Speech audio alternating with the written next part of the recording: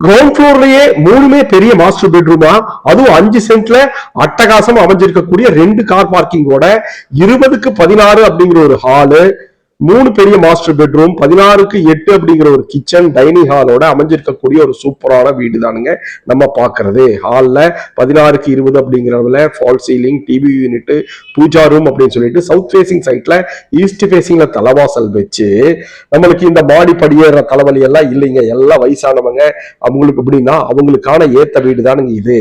நல்ல 16க்கு 8 அப்படிங்கிற அளவுல மாடுலர் கிச்சனோட நம்மளுக்கு ஓப்பன் கிச்சன் வித் டைனிங்கோட அமைஞ்சிருக்கக்கூடிய சூப்பரான வீடுங்க. மூணுமே மாஸ்டர் பெட்ரூம், கீழே கிரவுண்ட் ஃப்ளோர்லயே இருக்கு.